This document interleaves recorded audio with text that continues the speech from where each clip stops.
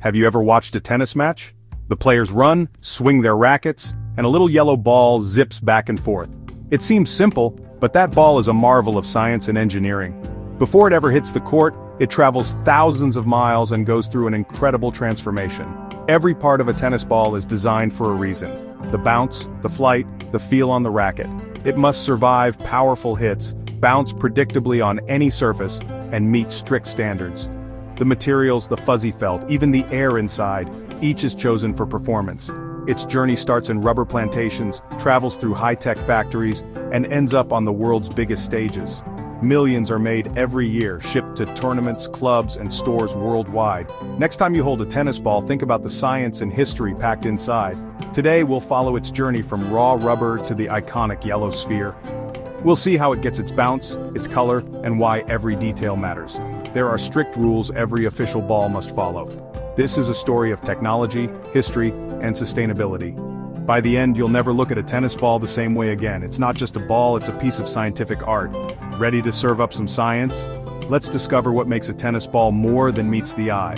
From its origins to its final bounce, every step is a blend of innovation and tradition. Let's get started. The journey begins now. Our story starts in the tropics, among rubber trees in places like Thailand and Malaysia. Workers tap the trees, collecting milky latex, the raw ingredient for tennis balls. This latex is strong and bouncy, perfect for a ball that takes a beating, but it's not ready yet. It's mixed with chemicals like sulfur and zinc oxide to create a tough, elastic compound. Each manufacturer guards their recipe closely, aiming for the perfect bounce and durability. The rubber is rolled into sheets, then cut into small pieces called slugs, each just the right size for half a ball. Precision is key, every slug must be exact.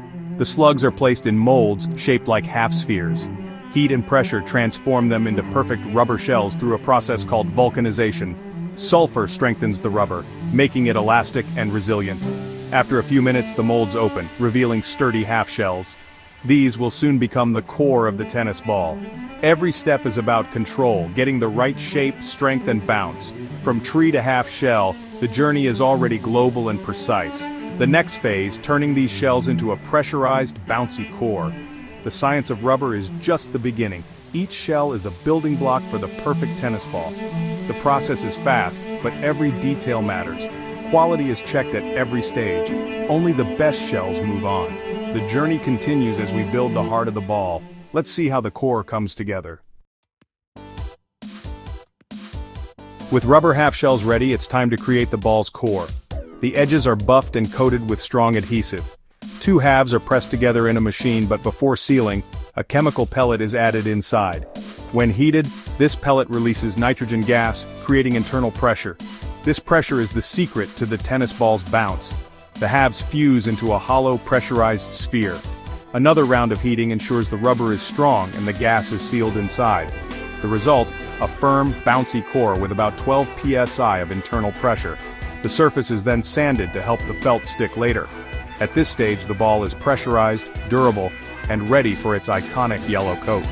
The core is the heart of the tennis ball, engineered for perfect bounce and resilience. Every core is tested for pressure and strength. Only those that pass move forward.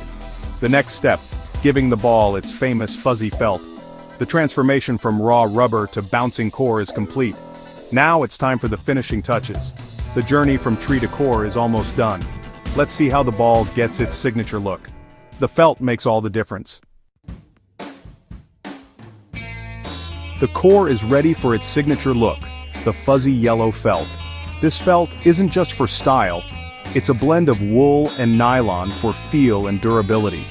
Large rolls of felt arrive at the factory and are cut into special shapes designed to wrap the core perfectly. Adhesive is applied to both the core and the felt pieces. Machines wrap two felt pieces around each core, forming the iconic curvy seam. Heat and pressure bond the felt to the core permanently. The ball now looks the part, but the felt is still flat. To create the fuzz, balls are tumbled in steam, making the fibers stand up. This nap controls speed and spin, affecting how the ball moves through the air and grips the racket. Logos and numbers are stamped on for identification. Each ball undergoes a final quality check. Only the best make it through. The result, a perfectly balanced aerodynamic tennis ball.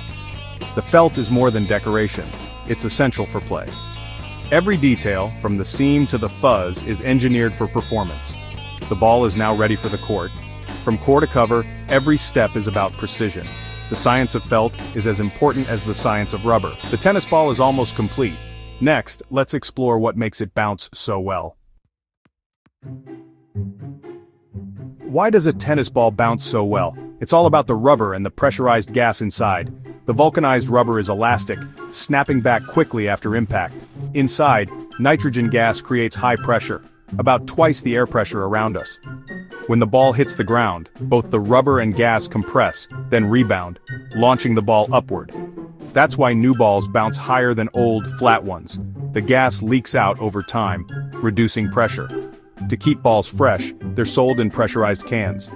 Open a new can, and you hear the psst. That's the sound of science at work. The can's pressure matches the balls, preventing leaks before play. This combination of rubber and gas is what makes tennis possible. Every bounce is a result of careful engineering. The science of pressure is at the heart of the game. Without it, tennis wouldn't be the same. Next, let's find out why tennis balls are yellow. The story of color is a story of visibility and innovation. Tennis balls weren't always yellow. Early balls were made of leather or cloth, stuffed with hair or wool. With vulcanized rubber, balls improved, but for a century they were white or black, chosen for visibility on different courts. Everything changed with color television in the 1970s. White balls were hard to see on TV, blending with court lines. The International Tennis Federation studied the problem and found that bright yellow was the most visible color. In 1972, optic yellow became the new standard. Some tournaments resisted, but by 1986, even Wimbledon switched. Today, almost all major tournaments use yellow balls for maximum visibility. The color isn't just tradition, it's science, making the game easier to watch and play. The yellow ball is now iconic, recognized worldwide. A simple change in color transformed the sport. Visibility and technology go hand in hand. Next, let's see how tennis balls are used on the world's biggest stages. Major tournaments like Wimbledon use over 54,000 balls in just 2 weeks. Balls are changed every few games to ensure consistent bounce and performance. The US Open uses even more, about 100,000 balls per event. After matches, used balls aren't wasted. They're sold as souvenirs, donated to schools, or given to dog shelters. Many are recycled into new products like court surfaces or playgrounds. This keeps thousands of balls out of landfills each year. Sustainability is becoming a key part of the tennis ball's story. Every ball has a life beyond the court. The journey continues even after the final point. What makes a tennis ball official? The International Tennis Federation, or ITF, sets the rules. Every ball must meet strict standards for size, weight, and bounce. For example, balls must be between 2.57 and 2.70 inches in diameter, and weigh between 56 and 59.4 grams. The rebound test ensures each ball bounces between 53 and 58 inches when dropped from 100 inches. There are even special balls for high-altitude play with lower internal pressure. These standards guarantee fairness. No matter where or what brand, every official ball performs the same. Without these rules, the game would be chaotic and unfair. The ITF standards create a level playing field for all. Players compete based on skill, not equipment. The rules are the foundation of competitive tennis. Consistency is key to the sport's integrity. Every ball is a product of global standards and precision. The journey of a tennis ball doesn't end on the court. From liquid latex to high-tech engineering, every ball is a marvel of science. Manufacturers are now focused on sustainability, developing eco-friendly packaging and recycling programs. Old balls are turned into playground surfaces, sports flooring, and more. The future of tennis balls is about performance and protecting the planet. Next time you pick up a tennis ball, remember its story. It's more than a toy. It's a piece of sports history and innovation. The sound of a bouncing ball is the sound of science, history, and fun.